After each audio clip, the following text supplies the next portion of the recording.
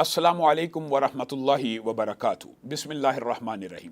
معزز ناظرین گرامی قدر، رسول اللہ صلی اللہ علیہ وسلم کی سیرت کا بطور بیٹا یہ پہلو آپ کے سامنے رکھ رہے ہیں، اور رسول اللہ صلی اللہ علیہ وسلم نے امت کی کیا رہنمائی کی ہے کہ امت کو اپنے والدین کے ساتھ کیا سلوک کرنا چاہیے۔ نبی کریم صلی اللہ علیہ وسلم ایک مرتبہ ممبر پہ چڑھے اور آپ نے آمین کہا، پھر دوسرا قدم رکھا، پھر آمین کہا، پھر تیسرا قدم رکھا، پھر آمین کہا۔ اب دیکھنے والے تو دیکھ رہے ہیں کہ ان کو کوئی آواز تو نہیں آ رہی، لیکن رسول اللہ صلی اللہ علیہ وسلم 3 مرتبہ آمین کہہ رہے ہیں۔ تو انہوں نے رسول اللہ صلی اللہ علیہ وسلم سے پوچھ لیا، اے اللہ کے رسول، ہم نے 3 مرتبہ آپ کو آمین کہتے ہوئے سنا۔ تو رسول اللہ صلی اللہ علیہ وسلم نے اطلاع دی کہ آسمان سے جبریل امین کا نزول ہوا اور انہوں نے 3 دعائیں کی ہیں۔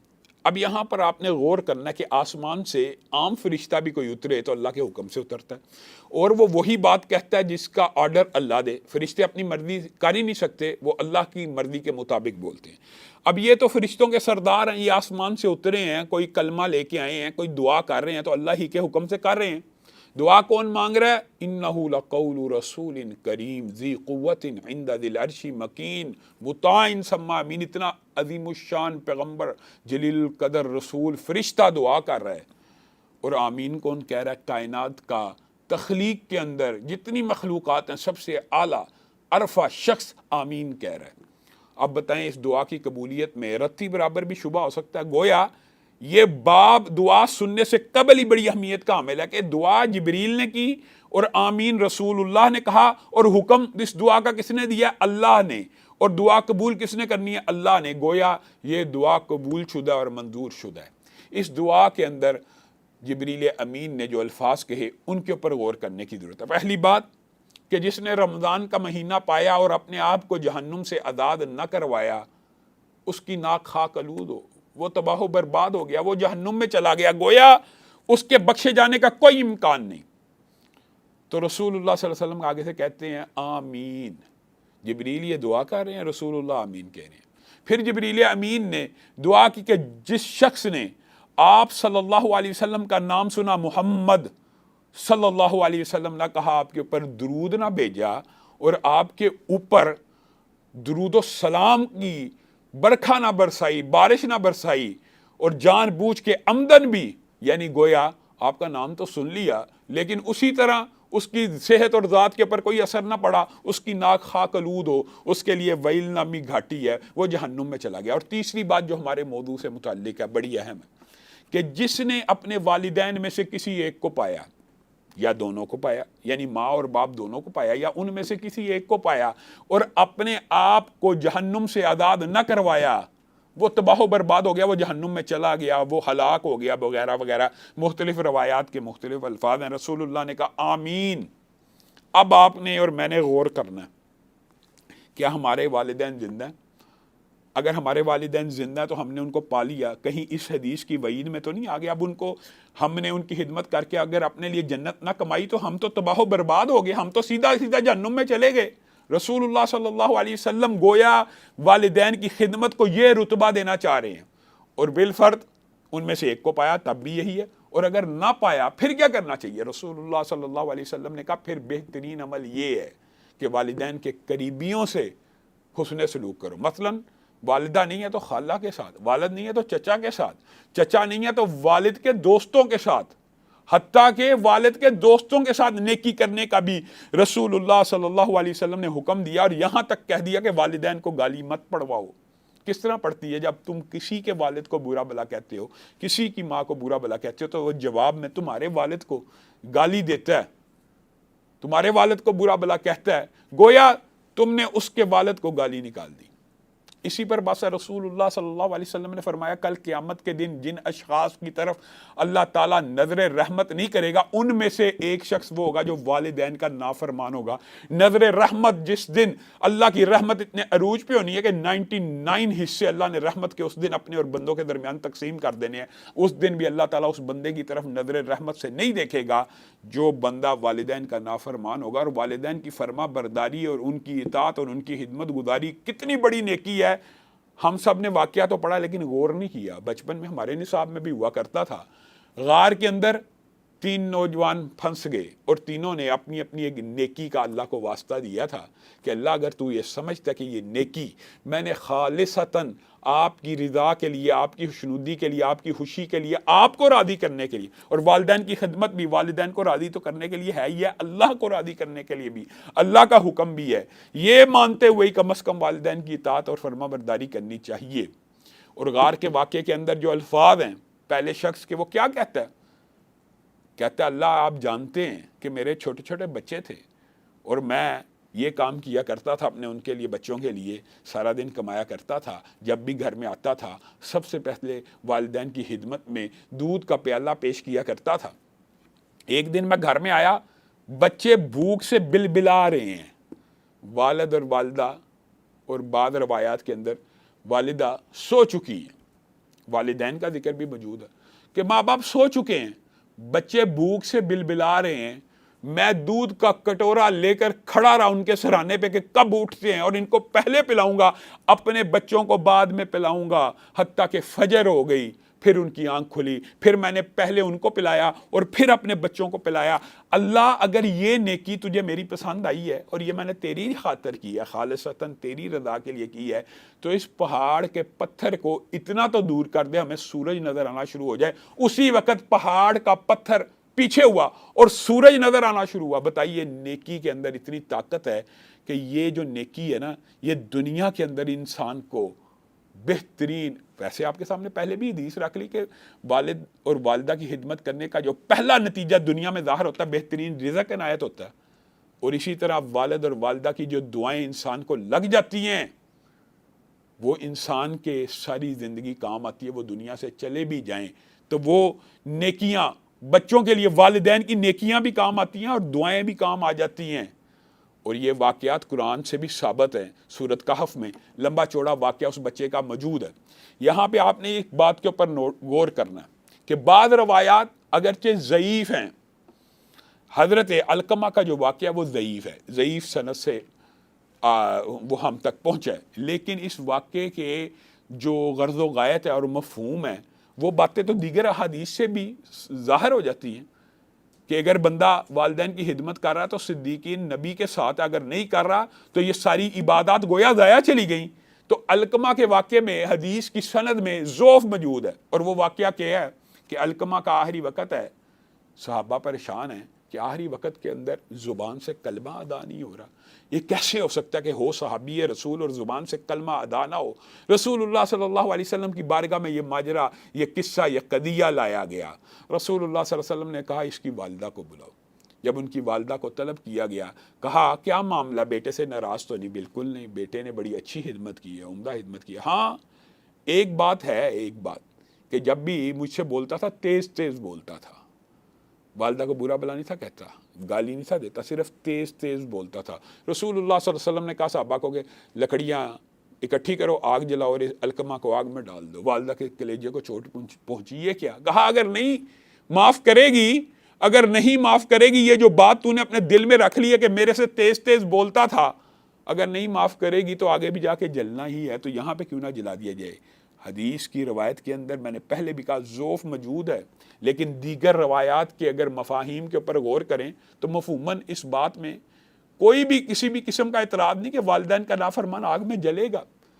तो इधर जब रसूलुल्लाह सल्लल्लाहु अलैहि वसल्लम ने यह हुक्म दिया, उधर वालिदा ने के कलेजे को चोट पहुंची, कहने लगी मैं माफ़ करती हूँ।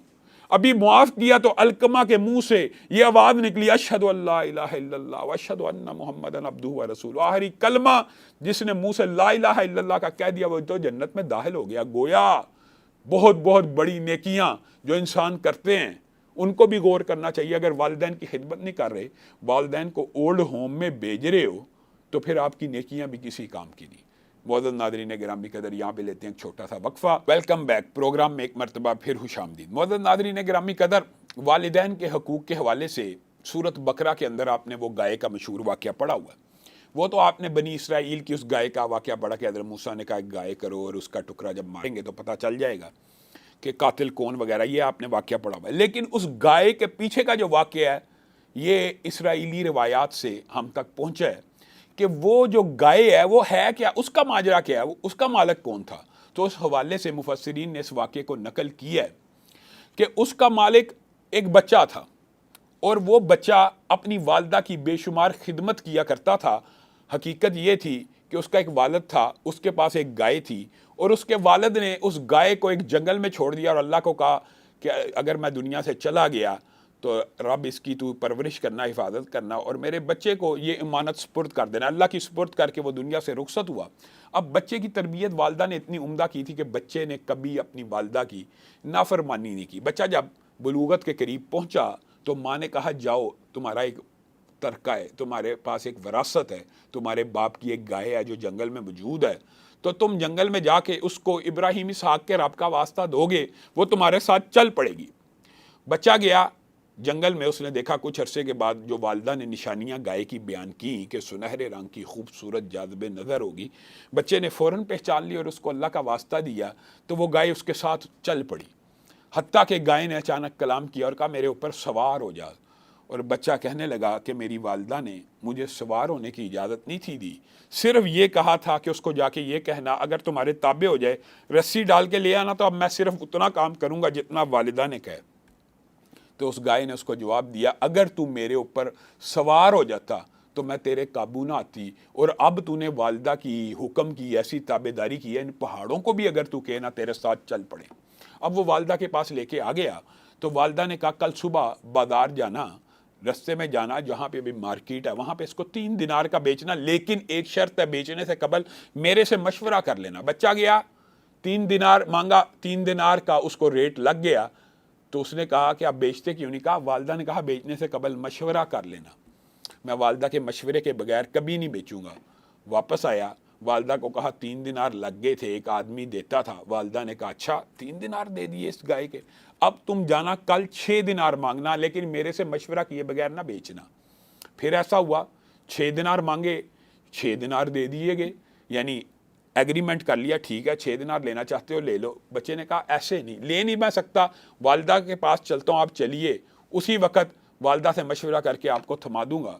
لیکن یہاں تک اتفاق ہوا، بچہ پھر واپس آیا، آ کے بتایا کہ میری ماں 6 دینار مانگے، وہ بھی لگ گئے۔ اس دور میں سونے کے سکے کے حساب سے یہ بہت بڑی رقم تھی، تو والدہ کو اندازہ ہو گیا کہ یہ اللہ رب العزت کی طرف سے رحمت کا کوئی معاملہ ہے۔ کہنے لگی کل جو بندہ دوبارہ تم مارکیٹ جاؤ اور جو ریٹ لگائے اس سے یہ مشورہ کر لینا کہ ابھی بیچنی بھی چاہیے کہ نہیں۔ تو ایسا ہی ہوا، وہ اللہ کا ایک فرشتہ بھیجا ہوا بچے کو آزما رہا تھا کہ والدہ کی کتنی بات مانتا کتنی نہیں مانتا۔ اگلے دن گیا، اس نے کہا ہرگز اس گائے کو نہ بیچنا، اس کی بہت بڑی قیمت اللہ رب العزت ان قریب تمہیں ادا کریں گے۔ تو جب وہ بنی اسرائیل ڈھونڈتے ڈھونڈتے اس گائے تک پہنچی تھی تو انہوں نے اس بچے کو اس گائے کے تول کے برابر دینار عطا کیے۔ کس وجہ سے؟ کہ اس بچے نے اپنے والدہ کی خدمت کی ہے۔ گویا دنیا کے اندر بھی والدہ کی خدمت کا صلہ ملتا ہے اور والدہ کی چھوٹی سے چھوٹی نافرمانی کا صلہ بھی مل جاتا ہے۔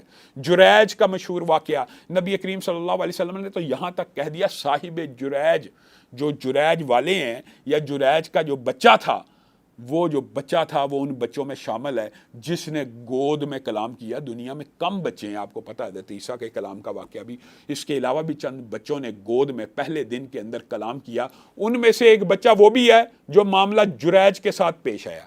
اب آپ نے اس معاملے کے اوپر غور کرنا، اور یہ آپ کو پتہ صحیح حدیث ہے، صحیح سند سے ہم تک پہنچی ہے۔ نبی کریم صلی اللہ علیہ وسلم نے کہا جریج نماز پڑھ رہے تھے، ان کی والدہ نے آواز دی، جریج کے دل میں خیال آیا اللہ کے سامنے کھڑا ہوں، اللہ کے ساتھ کلام کر رہا ہوں، والدہ کی بات کو بعد میں سنا جا سکتا ہے، نماز نہ توڑی۔ پھر آواز دی، پھر دل میں خیال آیا والدہ کی سنوں کہ اللہ کی عبادت جاری رکھوں، اللہ کی عبادت جاری رکھی۔ 3 مرتبہ ایسا ہوا تو والدہ ناراض ہو گئیں اور ان کے منہ سے یہ صرف الفاظ نکل گئے کہ جریج تجھے اس وقت تک موت نہ آئے جب تک کوئی بری عورت تیرے منہ نہ لگے۔ جیسے عام دیہاتی عورتوں کا یہ ایک طرز عمل ہوتا ہے کہ منہ سے بات نکل جاتی ہے، لیکن اللہ بھی جریج کو چاہتے تھے جہاں پہ عبادات اللہ کی حق کی ادائیگی کرتا ہے وہاں پہ والدہ کے احترام کا بھی۔ اور اسی حدیث کے نیچے سے بعض محدثین نے استدلال کیا اسی حدیث کو سامنے رکھتے ہوئے کہ نفل نماز کے اندر آواز والدہ دے تو نماز توڑ دی جائے، اور توڑ دی جائے۔ نفل نماز کے اندر اگر والدہ آواز دے تو نماز بعد مؤخر کر دی جائے اور والدہ کی بات پہلے سنی جائے، اور یہ حدیث بھی اس بات کے اوپر دلالت کرتی ہے۔ خیر کرنا کیا ہوا، ہے تو نیک تھے، ایک بری عورت نے اپنے جال میں پھنسانے کی کوشش کی، نہ پھنسے، اس عورت نے چرواہے کے ساتھ برائی کا ارتکاب کیا جو ان کے عبادت خانے میں رہتا تھا۔ 9 ماہ گزر گئے، بچہ پیدا کر کے لے آئی، لوگوں کو کہنے لگی یہ جریج کا بچہ ہے۔ لوگ مشتعل ہو گئے، جریج کو مارا پیٹا۔ جریج نے کہا بتاؤ تو صحیح معاملہ کیا؟ کہا تیرا تو بچہ ہو چکا ہے اس عورت کے ساتھ، تیرے تو اولاد ہے۔ کہنے لگے صبر کرو۔ 2 نفل نیت کی، جریج کو سمجھ آ گئی کہ یہ وہ الفاظ ہیں میری والدہ کے جو انہوں نے ایک مرتبہ نفل کے اندر مجھے آواز دی تھی اور میں نے نماز نہیں تھی توڑی۔ فوراً سجدے میں سر رکھا، اللہ کے سامنے معافی مانگی، اور بچے کو اچانک مخاطب ہو کے کہنے لگے بول تو کس کا بیٹا ہے؟ یہ وہ بچہ حدیث رسول میں آتا ہے، نبی کریم صلی اللہ علیہ وسلم نے صحیح حدیث میں ہمیں بتلایا یہ بچہ بھی پہلے دوسرے دن کا تھا۔ فوراً بول اٹھا کہ میں اس چرواہے کا بچہ ہوں، جریج کا بیٹا نہیں ہوں۔ یعنی والدہ کی اتنی سی بات کو نہ سنا تو کتنی بڑی آزمائش آ گئی۔ اور یہ دیکھیے کہ وہ آزمائش آئی کس بات کے اوپر؟ نماز کے اندر نماز کو صرف نہ توڑا تو اتنی بڑی آزمائش آ گئی، لیکن اللہ تعالیٰ نے ان کو سرخرو بھی کیا کیونکہ نیک تھے، عبادت گزار تھے۔ اللہ تعالیٰ اپنے نیک بندوں کو ضائع نہیں کرتا، صرف لوگوں کے لیے ایک مثال قائم کرنے کے لیے اور ان کو یہ بات سمجھانے کے لیے کہ اللہ کی عبادت کے ساتھ ساتھ ماں کی اطاعت بھی فرض ہے۔ اور یہ بات یاد رکھیے، اللہ رسول کے بعد کسی مسلمان بیٹے بیٹی کے اوپر سب سے پہلا جو حق ہے، فرض جو ہے اطاعت کرنا، وہ والدین کی ہے۔ ہاں ایک بات ہے کہ اللہ رسول کے بعد اگر کوئی بیوی ہے تو اس کے لیے فرض ہے کہ اپنے خامند کی اطاعت کرے، اور اگر کوئی بیٹا بیٹی ہیں ان کے لیے فرض ہے کہ وہ والد اور والدہ کی اطاعت کرے۔ اللہ رسول کے بعد یہ حق بھی اللہ نے اگر کسی کو دیا تو ان کو دیا۔ آگے چلیے، حضرت اویس کرنی کے بارے میں آپ کو پتہ ہے رسول اللہ صلی اللہ علیہ وسلم نے کیا کہا تھا؟ کرن قبیلے کا ہے، فلاں علاقے کا ہے، والدہ کی خدمت کرتا تھا، پھل بیری کا ایک نشان تھا جو نہایت چھوٹا رہ گیا۔ اپنے صحابہ کو کہہ رہے ہیں، آپ کو اس بات کا بھی پتہ ہونا چاہیے کہ جمیع اہل سنت کا یہ عقیدہ ہے کہ سارے تابعین جمع ہو جائیں، صحابی کی عظمت کا مقابلہ نہیں کر سکتے۔ ایک صحابی آدھ ہاتھ بھی جو کئی خرچ کر دے نا تو میں اور آپ سونے چاندی کے پہاڑ بھی خرچ کر دیں، اس انفاق کو نہیں پہنچ سکتے، اس اجر و ثواب کو۔ لیکن اللہ کے رسول مجھے اور آپ کو سمجھانا چاہتے ہیں، عمر اور علی کو کہتے ہیں اب ایسے کرنی آئے گا، ہے تو وہ تابعی ہیں، ہے تو وہ تابعی ہیں، لیکن اپنی ماں کی خدمت کی ہے تو اتنی شان بلند ہے، اتنی عظمت ہے کہ رسول اللہ صلی اللہ علیہ وسلم کہہ رہے ہیں عمر علی وہ آئیں گے، جب وہ آئیں تو اپنے لیے ان سے دعا کروا لینا۔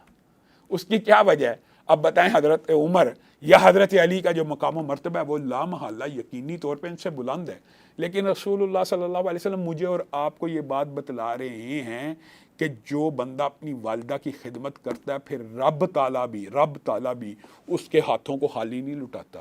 رب کو بھی شرم آتی، حیا آتی ہے، حیا، رب حیا کرتا ہے ہاتھوں کو۔ رب کو کی تو یہ صفت ہے، یہ کریمانہ صفت ہوتی ہے کہ رب کو اس لیے حیا آتی ہے کہ رب ایک عزت کرنے والا، اکرام کرنے والا اپنے بندوں کا ہے کہ اس کے سامنے ایک بندہ ہاتھوں کو پھیلائے کھڑا ہے تو رب اس کی جھولی نہ بھرے۔ رب کو بھی حیا آتی ہے، تو ماں کے فرما برداری کرنے والے اور ماں کی اطاعت کرنے والے کے اوپر بھی جب وہ ہاتھوں کو اٹھا لیتا ہے نا تو اللہ تعالیٰ کو حیا آتی ہے میں اس کے ہاتھوں کو خالی لٹاؤں۔ اسی لیے حضرت عمر ان کو تلاش کرتے رہے، حضرت علی ان کو تلاش کرتے رہے، اور بالآخر ان کو وہ مل گئے اور انہوں نے یہ درخواست کی کہ آپ ہمارے لیے دعا کریں۔ یہ سارا واقعہ آپ نے بڑی اچھی طرح سنا ہوا ہے۔ گویا اس بات سے ہمیں اندازہ ہوتا ہے کہ والدین کا احترام، والدین کی عزت، والدین کا اکرام یہ کس قدر بڑی نیکی ہے، اور ان کی نافرمانی کتنا بڑا گناہ ہے۔ اللہ رب العزت ہم سب کو والدین کا احترام کرنے کی توفیق دے، اور اگر جن کے والدین دنیا سے جا چکے ہیں، ایک حل ہے، اگر وہ ناراض چلے گئے ہیں تو آج موقع ہے ان کے لیے مغفرت کی دعا کرنے کا، ان کے لیے اپنے رب سے مانگیں، اللہ تعالیٰ ان کے اوپر ایسے رحم کر جیسے وہ بچپن میں ہمارے اوپر رحم کرتے تھے۔ اگر وہ آپ سے ناراض بھی گئے ہیں تو اللہ تعالیٰ انشاءاللہ کمپنسیٹ کرے گا کہ آپ ان کے لیے دعائیں کر رہے ہیں۔ رسول اللہ صلی اللہ علیہ وسلم نے صحابی کو کہہ دیا تھا کہ اپنی ماں کی نظر بھی پوری کر، اپنی ماں کی طرف سے صدقہ بھی کر، اگر تجھے یقین ہے کہ وہ زندہ ہوتی، تجھے حکم دیتی کہ وہ تو پانی کا کنواں کھود یا فلاں نیکی کر، تو اپنی طرف سے وہ نیکیاں کر لے۔ تو ہم سب کو چاہیے کہ والدین کی خدمت، والدین کا احترام بجا لائیں اور ان کی نافرمانی سے بچیں۔ معزز ناظرین گرامی قدر، یہاں پہ آج کے پروگرام کا وقت ختم ہوا چاہتا ہے۔ انشاءاللہ کل ایک نئے پروگرام کے ساتھ آپ کی خدمت میں حاضر ہوں گے۔ والسلام علیکم ورحمۃ اللہ وبرکاتہ۔